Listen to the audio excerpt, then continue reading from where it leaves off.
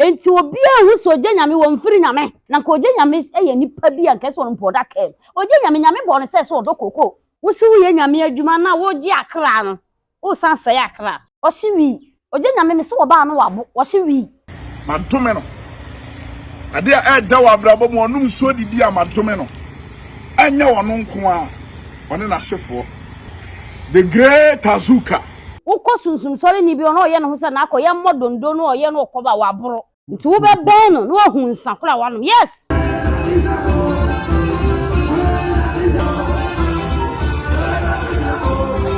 oje nyame dua abọ na wabo oje nyame abọ ne maame dua wabo ne papa dua wabo ne yemba dua Ghana fo bi o ma bodam abrochefo da biala da ye te Ghana kora ye nsu o mo na da bi o mo haw ena mi kunu na madwumo me pepe so na obi te Ghana na oje o musikadi Agyaguragya fo no Jimmy frame so okose sankofo ahia fo hwen Jimmy fo nkofo ma Agyaguragya free ba bi bo kokotokoto no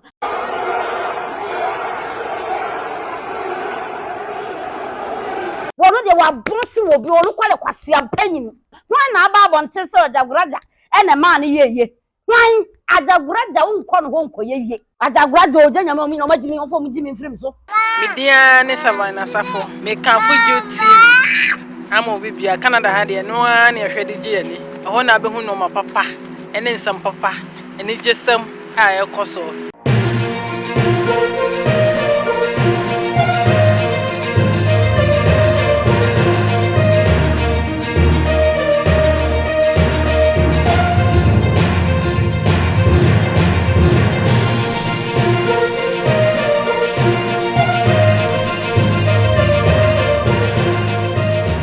Senior Dan na me kan say ene ya na hwehwe na wa subscribe channel na the notification bell no ato all. Sabe the next video bi atuma na wonsa atumi aka. Ene be di twenkomo kakra afa social media ensama ekoso e wo social media. Enti ene ma ben Sheila Obofour se me di twenkomo kakra na ono akasa gbogbo emu na yatete nsem bi ase. Obofour Jude ensay ni adun aso ade no wa ikusa. they say one say sika ba ho a wubu ho ehia fo le yedede Sika ba wa ede we ku discover ho a discover ho yes I wear flesh what is it okay so why sunsum ni by yanko say do you believe in eduabo pa na de ebo no social media so di ugidi say adwuma da bi da enya adwuma die nti na enya adwuma nsuo bia ni ho ye kwase a obema de camera be sini so me ye wadwuma ma njini ndi nti na wo de camera be sini so yamfa camera em fresh nsu ye fa camera ye dey em fresh nsu omba okay nti no oje nyame akobo obidua na chese o TikTok o live na guy ne ba so o abuchi nti guy ne ba so no yenti a medina ha ne se enipa bi si bibi ni wiase piao enipa si bibi ani ho na tumi ni ho medina nso sisamu esu kase a eda kwa abere na ayira fa kumasi nyina mu me bodua baby na me ba be kese osoro nyensa asase nyensa sensuo we ye bofo de a eye ablantie Kofi dai Kofi page na me kese o me drome onu musu a eno me nto so ade a eda wa brabo ma bi ka wano a eno me nto so oba pratete te sa abo aka abono me mawdua me kese na me drome sa numi we ebedi wo ne wasefo ebedi munya abetra mo so dan kwa nyina na onipa oba wo no entimi sisa sa case we every mu so se mi yo nyame nipa ana mi yo nyame dinfo ana urade nyankopon ma me sa snap akwankyere na mi gina so mi modua me kese na me dome no ade a eja wa brabo mu ode no ka oba ma dome no ade a eja wa brabo mu onum so didi a ma dome no anya wono nko a wone na hyefo the great Azuka The great Azuka. The great Azuka. The great Azuka. The great Azuka. Enti Obofour, ube share mi mu no. O ka kira mi se mi nko yi mi tirinwi. Enie. Na yi mi tirinwi. Na ablantie ba bi owo biara. Na kyekere no. Ewa abrabo mu. Na ahoto a de ahoto ne na busua. Na sie o mo. Ewo nsu aso. Sani ya mede na hye fom no. Saa na meye na brabo. Oman ni nti ase.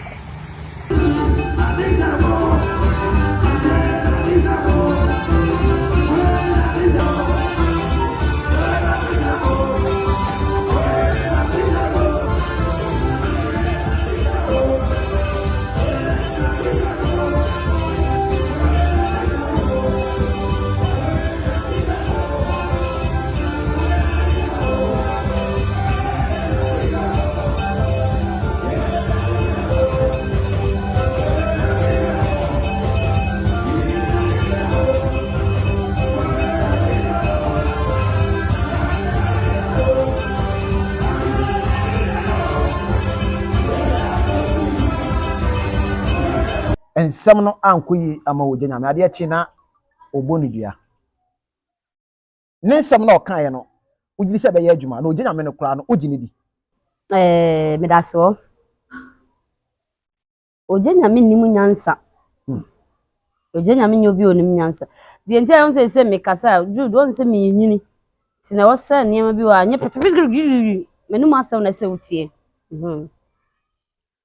onim nyansa because wo TikTok na wo ka kire obi se bra na mindwalo bra mnyese boy na ogbo ne dua no ogyanyame na akobọ ne hu dua oba onim dua na ogyanyame kobọ ye no ye ono na abọ ne hu dua ba onim sesentia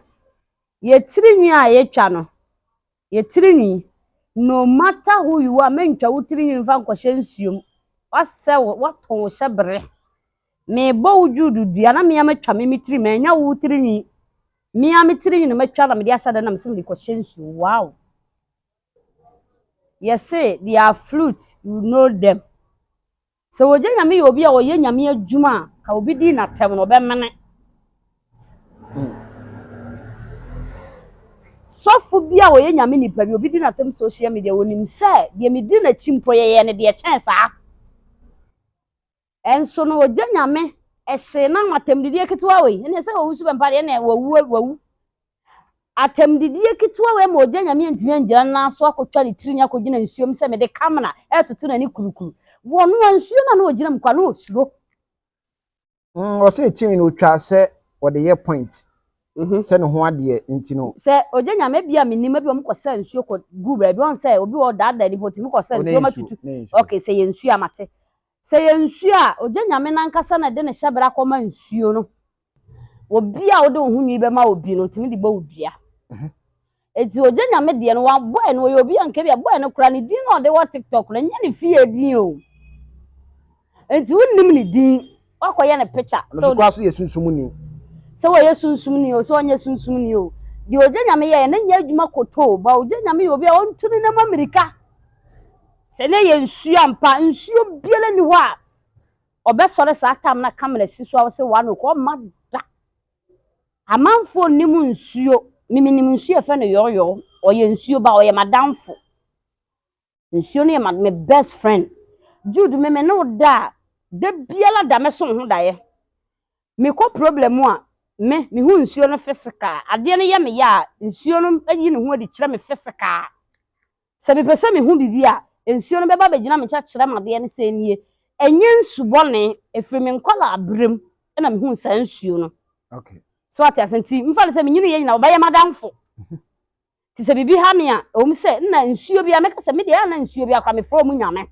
abusua me se wo ya osapokora ene ne sen eye twedi na da no problem ana se wo de no waye mmere wo mpem menu ya ba eye white na ye hawa na wo yi use bia wo yi pant e de kata wa na emu ana se nipa di ekira na da bi e ma ne hawo wo de na aya wo de no so ana so wo ye be ma bi a wo de etwe ba wo ho ana wo asane ana be ma so wo sa ha we mu a frame number na wo screen so na me no ni nkomo tie me se me ma we duru a wo be no ma wo kote e be gina so se poti me se me ma we duru a wo butu oba so na wo di na wo so wo di oba hwe so wo de na ya wo nko de sister tomoda me sister ya wo nko ya de ade tomoda frɛ me so wo pese wo hu sɛ me metimi ma weduro fidi gadoji me ma weduro magani saso ni me ma weduro ankasa ma na wa chicken to na kpobe ma na wa chicken anu apaw na lolo apato in Arabia Jude kono ko bisa Jude me donya me ma weduro ama etwe be dwane agya won paso na me ka kyerɛ o frɛ me na kwaku agima me ka me yo bra na me no nto nchia because nyame abodie mu ye epo eda ho no nyame timo se wokopo ano de wo de wano beka no ene ho na ye adwuma wobeti akofre nyame wa apum ti akogina mpo ano akofre nyame yes wobeti akogina mpo ano akofre wo ma me waka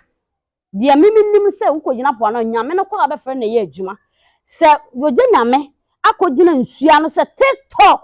enti no oje nyame timi afa snap enti obi ahu so oje nyame wo mfiri nyame she de biala do oje nyame kogina asoro pese o yese wada na yen soa no na ase okwa afafa bi sa okwa afafa de nyame som no se susum sole no na susum sore nya sa susum sore ni bi obeye bi ono mapetesi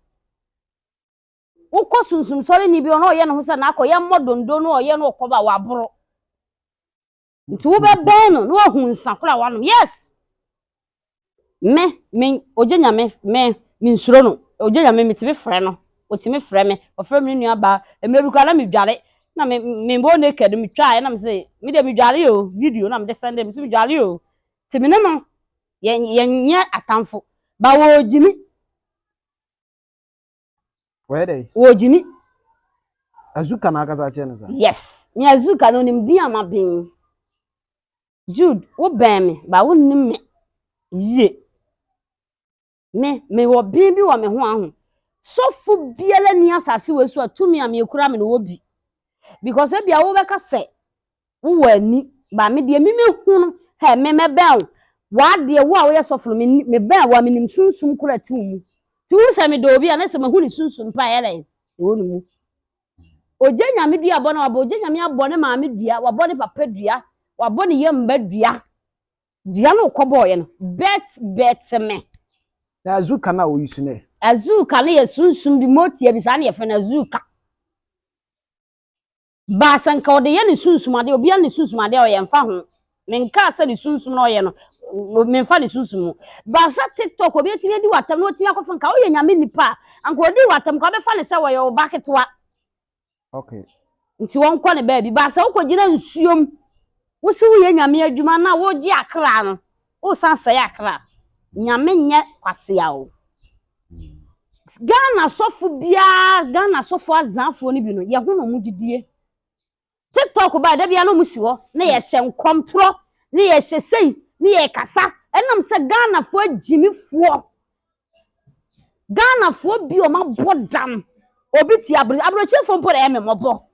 abrochefo da bia la da ye te Ghana kwa ye nsu o mo na da bia o mo haw ena me kunu na madwuma o me pepe so na obi ti Ghana na oje o mu sikadi enne sofo bia beba YouTube a oba because of nye ye nti o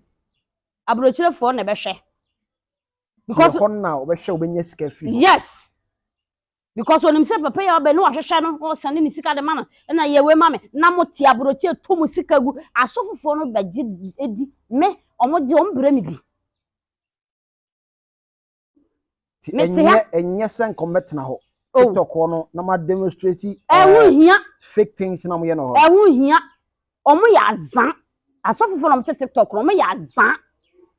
tutu obotonfo na omugu TikTok wo ne sa Facebook be kasa bebrebe na bra fa we bra me yesi ama yesi wo be ye die na yesi na wiase ni papa so nya sofo we mo ne be nya yedi yesi ka ye kwanse no mbobo ande tototoka na nka oje nyame ye nipa bi anka so no mpoda kem oje nyame bo ne se so dokoko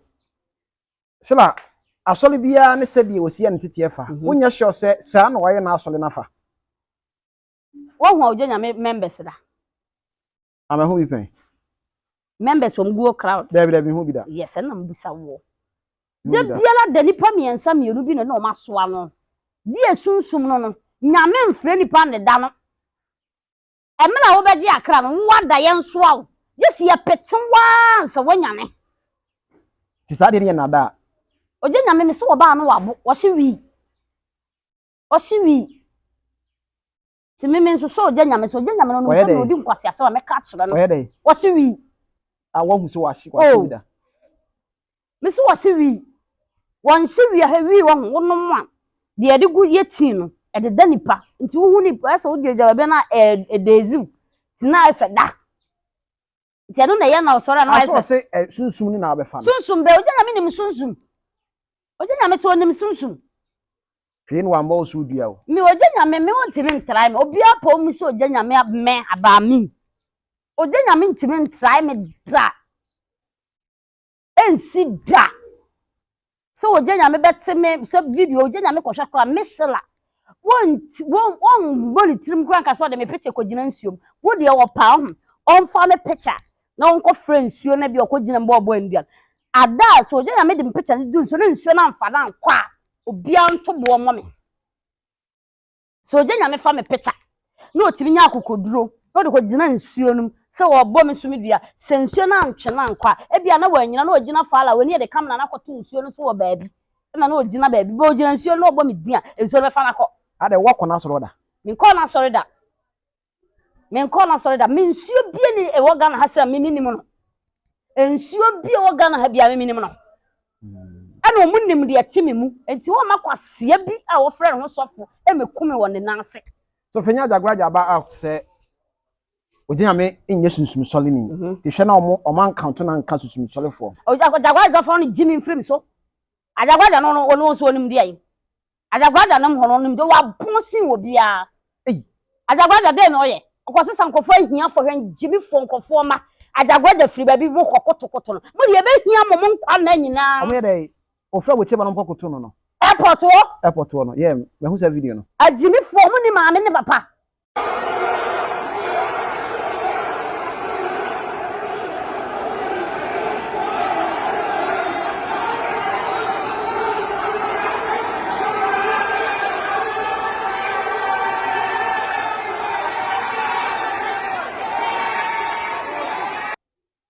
Agyaguragya kwa de wa bon Agyaguragya oje nyame onim sunsum omunye sunsum sole for na kaba for sunsum sole when you see them ko bu o makura wo nwuram obu o makura wo nwuram be ko no tete me ase Agyaguragya obi ohwe buku munipa e de ka se we ye sunsum Agyaguragya de wa bon cross wo bi Agyaguragya ho wa ba social media so no ba se movement no boys no so pesikaduru age to mfi som ko Agyaguragya ha obetina yedo hwan na aba abonte se Agyaguragya ene ma ne yeye hwan Agyaguragya unko no ho nko yeye Agyaguragya no wo den wono de wa bonsi wo bi olu kwale kwase ampanyin Agyaguragya Ono no obeka bi se ojinya me nka ho no mo mo nyoma jimi Agyaguragya ojinya me nyoma jimi onfo mo jimi mfrim so wo mo de no mo nim oba ba betena ga na mbu nkrofo Oma betena ga no mu di Asofo ma eba no ana mu buye na yeso ye jini na didi wo bekira me se mi wuri akasa Agyaguragya na oganya me na be jimi amuma mi nwunko me ko pahwe wa Agyaguragya ho ko shata de kankan we eko Agyaguragya she no red na me gira duane ho e be se ba Agyaguragya jami because of na ta de kankan na she no Agyaguragya wonye sunsum ni Agyaguragya wonye sunsum sorry ni wo ya azani tutubotom te se we ye tutubotom no ti mamu ndi Agyaguragya nyi nsore nkofa usika nkoma Agyaguragya abrochefo na ehuna mane okon hwe nwura mba bi Agyaguragya se ehura mo kwa ye si wuro mpabo mo se mo shabre hey let me tell you something so ukọ baabi wura Sofo bi ono ye si wuro mpabo me nwuro dwane nem adentia ba Agyaguragya so duru a nsuo bi si wo fa wo horo na se anse wa ba wo jimi won dwane tu de won na won nidi won nkwan so Agyaguragya tinka se hohoro nem asa na waba nsuo kro mo nim nsuo kro waje mo shabre ne mo ni mo nyam nyina asa ne ho waje mo shabre ne ni mo nyam asa ne ho na me Sofo a wo be kyerem se me akofa kuru aba we adwo so aguma afra nsuo sa me fa na me fa horo me nan asa na ma be hu abuo bi sa Kofo ka se anase course tabam so sa de ntina Asofo ni binimo instead of say omo ba social media so omo ye ade a e positive no na omo ye ade a like omo kira ade a negative nko a so omo hu say ade di bone nko a omo hu say hia because we Jude ko na o te se papa bi o aye se ko no obenya sika se obeko me da bia se musa se obeko obi apesika obi ane na adwene de ba ga na ha boys ne nkomo mbaro mbo sika ntiro mko sa aso fufuo ye mo ukwa ukakra wa no waje obi se Agyaguragya onje collection onje sei Agyaguragya onje collection ho magin sana Anthony Buache papa yi ebe menje collection so obepon so ne bank car na fa ne sika ko pa cho se sika no na otutu ofom ye musim magin enti no o pa che se omo ye kona ne ho anaso omo mu di na chi no omo ja ne ho kwa na obi anwane mfiri ho wan ka so adamfo oh nti madamfo nti me money njimi nkrofo we misinte wo hwe ya me obetwefo afre me madamfo nti a me money njimi so oso obesesa wansesa osesa dia me na wie ba wansesa me because me menjure me nko anu me dwere timamfo ho ni obi ana ne ne ebie te same obi mani akata obekọ enti dia ne dia na obi kwa asori a wo ye ma wo se sofo wo mfiri nyame dia ne dia no oje nyame ne ye no ofiri nyame enti na me busa ma ba wo bo mpa ye ma me na wada jisi ye soawo wa ya ma boye o dia asori wo macho oje nyame ti boye o ta so anu oje first no me ye mfa ne hye kire nyina o hye furugu ne de na hye kire eti hwe oje nyame o opo nko yakọ eno de obi ane ni asem ba o de nyame din bata ho oje nyame me mfa ne bo ne ncha da bia me din na sem Okay. so we Kronfour dia obia Kronfour nye nipa bone obia osunsun mo pese osun nti so ye ne Kronfour nko ye ba me mfa nyame di nkata so di ye nyame enipa na asem keto wo kogina nsuom ka obi use bible na dia bom pa ya ma nipa ne se urade nsesa ne mpo se be ya onko didi obi atam biom ba ko fa za ko fa boy no me se me yesitimi bia ne wo gina nsuom ka wo suro ko so ni se hu wankasa wo ni foku na nsuo no bedili nsuo no sunsum owi ase bebree de wo pa obefre no se wo de wakoma kɔ ne so a obeba wo nkyɛn wo bɔ mpa ya kyerɛ nyame nye sofo na bekyerɛ se mpa ye we se obɔ ne se yo ye wo egina wo so wo hwɛ wo nkeka wa wo ho na de bɔ mpa ya awurade ba wo nkyɛn Okay. ye obi ani wo abɔne wo no ho because awurade no obama ya abɔne fo no nti wo bi afrɛ no obɛyɛ den obɛkɔ ba na mfrɛ no mmra wo aho kyerɛ mu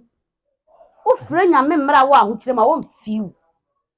because obi ani gi a ne wura fi nyame fi se o heaven ba wo kwa aho kyerɛ na bɛyɛ awurade na me nko a nyame wo mfiu because wo hu se wo no wo nya gina obi a wo gina ho nti awurade ye mmra ye frɛ awurade ye ani gi abrɛmu emra wo pese oni nyame kasa di nyesa makotena asofo ni wana mabɔ mu nsɛm na mututu mu na na mukum later na asofo na chichi makodi mo wa chichi makodi mo because a man can come ma da bia ma ye na ye problem da bia ma ye na ye problem Agyaguragya timi ka utimi ko bi Agyaguragya ti wo kɔ na wo sɛ wo ju obi kunu ko bɛboa wo sɛ kɔtɔ na ntwie no ne nkola na tena ho na wa hyɛ ta ano ne nan no nko a de ama ɔmo na ɔno ne de aka ko sɛ ɔno ano are. So na mbusa question want to man team ya mama. Me say into youth na aba no asole be no mu wo say this church no efiri nyame. Asɔre bɛn. Asole be na wo hwɛ sofo ni ya ba wo say this church ni efiri nyame. Sɛ wo kɔbɔ sɔfo bi di na ɛsɛ ma anya faithful. Enti me mbɔ sofo Me mo bi adi. Ye wu ni me kyerɛ. Ba sɛ wo wura obi asɔre na wo firi nyame ɛsɛ wo ankasa wo. Ebi ti sɛ Sɔfo ntimi mɛka nkyerɛ wo sɛ bɛyɛ akwankyere we gye bottle we fa kɔyɛ akwankyere we na de wo wade na wo hia na bɛyɛ adwuma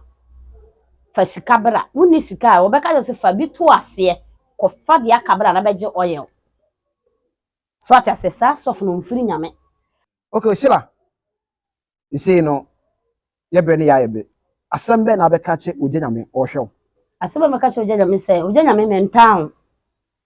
never unim so nim sɛ mentan wankasa unim ba me pɛ no kore no nkrofo bi kwa isam because of mu greediness o pesa me nkumia mu yam ti sama se sem fra me do da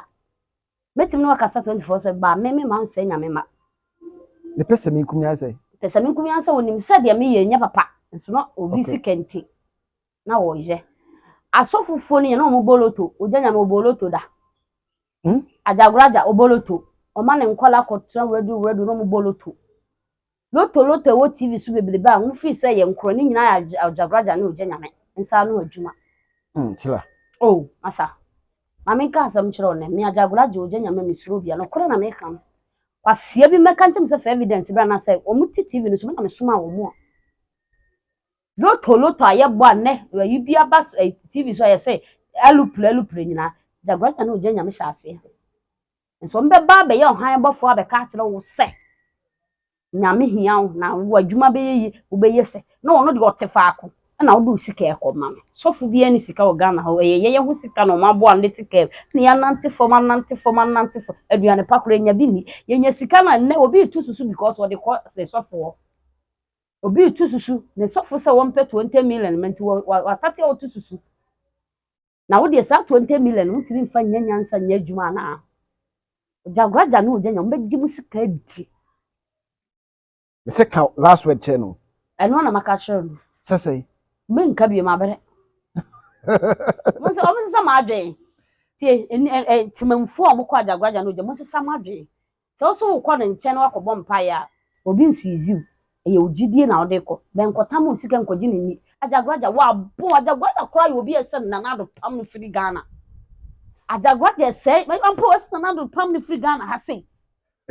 se uni kuro ma no ma na kotena na say mali ba bia na ode na ko na sa wo betena ha bu nkrofo me se Agyaguragya me se wa bie nantwie factory nantwie ye salafo nyina Agyaguragya ho lo nkoto nantwie bu nantwie bu aye de ko Agyaguragya ho ne nantwie otimi je ketekete ho ama 5000 na wo de wo nantwie ko ya wo de okuma asori fo wo hu asori ma waje na mienu Agyaguragya ho da e bi ona te dance wo ba no de aboko ohu se wo na si fi mo hu fi na mo na mo salai na mo ji kokoko ntia dey mu nwane mo life na kanya asema na akwa ba ma agrada timi abeka se me ye Sofo mesuma be ye evangelist ya shematade ama nkwase afo sori kotema asori wo se ye kwa asori asa bibifuo na nkasa no emuo bi ncheche ye me ka agrada betimi abeti asori ama nipa da sani asori akotema agrada asori se me kosum nyame na ye dada ma vrepere 5 cedi shem se monje lolo fe na woni pani so te sika kokko bi mu 5 cedi na be da ba se 5 cedi ma me enso me ti slap abaji untu mo hofu ya mishira mo mawie Abusiafo aha na ye kasa ye ebesi said ye Sheila e ka no se mo hwem ho ye wo asofo no bi ho enti abusia se ne ya na wo hwem ya na wa subscribe Jude TV channel we ama me na the notification bell no at all some next video bi atuna wonsa atumi aka edi e de frame ye Jude safo de besia peace. Thanks for watching and please don't forget to subscribe and share for more updates.